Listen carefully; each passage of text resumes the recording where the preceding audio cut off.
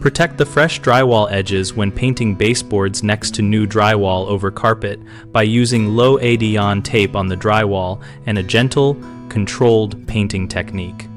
Work with a soft touch and the right tools. Apply low-adhesion painter tape to the drywall edge, pressing only lightly so the paper face contacts the wall without stretching the paper or embedding tape adhesive into the gypsum surface. Use a thin, angled brush for cutting in along the baseboard and a small trim roller if you need to cover larger trim faces, holding the brush handle nearly parallel to the wall to reduce lateral pressure that can tear the drywall paper. When painting, load the brush moderately so you do not need to force bristles against the wall to release paint, and work in short, controlled strokes away from the drywall edge to minimize drag on the paper.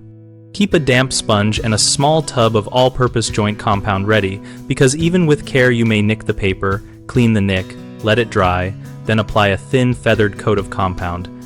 Sand lightly when dry and touch up paint.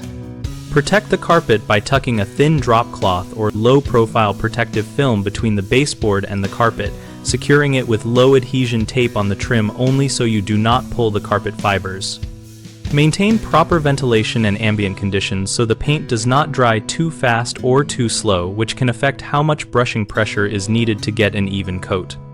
Painters often press too hard while cutting in, which rips the paper. Stop, relayer the tape, and use a lighter touch with a slightly drier brush to avoid further damage. Another common issue is using high-tack tape that removes paper when pulled. Switch to a low-adhesion painter tape designed for delicate surfaces and remove it slowly at a low angle while the paint is still slightly wet to reduce pull. Finally, failing to prepare for repairs leaves you stuck with visible tears.